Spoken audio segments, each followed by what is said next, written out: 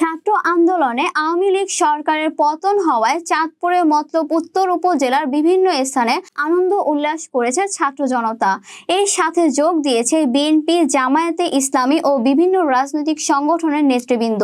দিনব্যাপী মোটরসাইকেল শোভাযাত্রা, পথসভা ও আনন্দ মিছিল করেন সর্বসাধারণ। চাঁদপুরের প্রতিনিধি জানান, সকালে বাংলা বাজার বেড়িবাঁধ থেকে মোটর শোভাযাত্রা ও পথসভা শুরু হয়। এতে নেতৃত্ব দেন সাবেক তথ্য ও সংস্থাপন প্রতিমন্ত্রী প্রয়াত নুরুল হুদার ছেলে চাঁদপুর জেলা বিএনপির যুগ্ম সাধারণ সম্পাদক তানভীর হুদা। বাগানবাড়ি ইউনিয়নের খন্দকারকান্দি গ্রামে চাঁদপুর ২ আসনের ৪ বারের সাবেক সংসদ সদস্য ও সাবেক তথ্য সংস্থাপন প্রতিমন্ত্রী বীর মুক্তিযোদ্ধা মরহুম নুরুল হুদার কবর জিয়ারত করেন দলীয় নেতাকর্মী নিয়ে।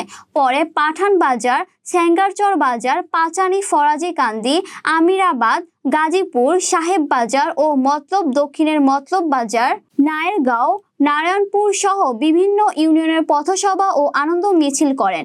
এ সময় বিএনপি, যুবদল, ছাত্রদল ও সহযোগী সংগঠনের হাজার হাজার নেতৃবৃন্দ আনন্দ উল্লাসে অংশগ্রহণ করেন।